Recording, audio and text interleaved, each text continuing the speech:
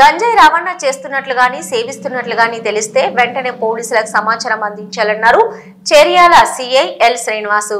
సిద్దిపేట జిల్లా చేర్యాల పట్టణ శివారు గంజాయి విక్రయిస్తున్న నలుగురిని అరెస్టు చేసి రిమాండ్కు తరలిస్తున్నట్లు సీఐ శ్రీనివాస్ మీడియాకు వెల్లడించారు. ఈ సందర్భంగా చేర్యాల సర్కిల్ కార్యాలయంలో ఏర్పాటు చేసిన మీడియా సమావేశంలో సీఐ శ్రీనివాస్ మాట్లాడుతూ చేర్యాల పట్టణానికి చెందిన నలుగురు యువకులు గంజాయి సేవిస్తూ అదే విధంగా విక్రయిస్తున్నట్లు వచ్చిన సమాచారం మేరకు వారిని అదుపులోకి తీసుకుని కేసు నమోదు చేసి రిమాండ్కు తరలిస్తున్నట్లు తెలిపారు.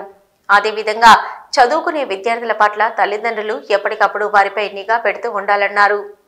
మధ్యాహ్నం పూట చేర్యాల ఎస్ఐ గారికి వచ్చినటువంటి సమాచారం మేరకు చేర్యాల శివారులో కొంతమంది గంజాయి తాగుతూ వాటిని అమ్మటానికి ప్రయత్నం చేస్తున్నారనే సమాచారం మేరకు ఎస్ఐ గారు సిబ్బందితో వెళ్ళి అక్కడ నలుగురిని పట్టుకోవడం జరిగింది. వారిని విచారించగా వాళ్ళ పేరు రాసూరి నవీన్, చేర్యాల పెద్దమ్మగడ్డ, తర్వాత ఏషబోయిన కరుణాకర్ చుంచనకోట,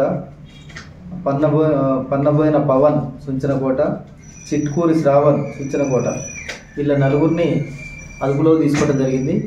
వాళ్ళని విచారించి ఇంటరాగేట్ చేస్తే వాళ్ళు హైదరాబాదు ధూల్పేట ఏరియా నుంచి గంజాయి తీసుకొని వచ్చి ఇక్కడ సేవిస్తూ తర్వాత ఈ మిగిలింది ఎవరికైనా నమ్మడానికి ప్రయత్నం చేస్తున్నామని వాళ్ళు చెప్పడం జరిగింది.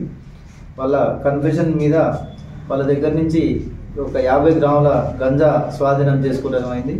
అదేవిధంగా దానికి ఉపయోగించినటువంటి ఒక ట్రాలీ ఆటో, ఒక స్కూటర్ని మరియు వాళ్ళ దగ్గర ఉన్నటువంటి మొబైల్ ఫోన్స్ని కూడా సీజ్ చేయడం జరిగింది. వాళ్ళని అరెస్ట్ చేసి కోర్టులో ప్రొడ్యూస్ చేయడం జరుగుతుంది. ఈ సందర్భంగా చేర్యాల పట్టణవాసులకు తెలియజేసింది ఏంటంటే వాళ్ళ పిల్లలందరినీ కూడా, ముఖ్యంగా దీనికి టీనేజ్ పిల్లలు బలవుతున్నారు. 16 నుంచి 20 సంవత్సరాల వయసు ఉన్న పిల్లలు ఈ గంజాయి బారిన పడుతున్నారు. ఇప్పుడు అరెస్ట్ చేసిన నలుగురు కూడా 19-20 సంవత్సరాల వయసు పిల్లలు మాత్రమే. ఒకరి నుంచి ఒకరు చెడిపోయి మిగతా వాళ్ళని చెడగొట్టడానికి ప్రయత్నాలు చేస్తున్నారు. తల్లిదండ్రులు బాగా అప్రమత్తంగా ఉండాలి. తన పిల్లల ప్రవర్తనని అబ్జర్వ్ చేస్తూ వాళ్ళ ఆరోగ్యాలు, సమయానికి ఇంటికి వస్తున్నారా లేదా, తింటున్నారా, ఏ విధంగా ఉంటున్నారో అబ్జర్వ్ చేస్తూ వాళ్ళపై నిఘా ఉంచి ఎప్పటికప్పుడు వాళ్ళని కౌన్సిలింగ్ ద్వారా వాళ్ళు చేసి లేకపోతే మా దృష్టికి తీసుకొచ్చి వాళ్ళని సక్రమమైన మార్గంలో పెట్టడానికి సహకరించాలి.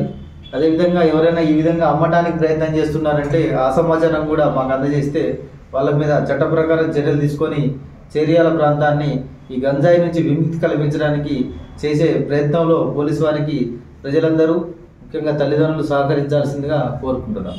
థ్యాంక్స్.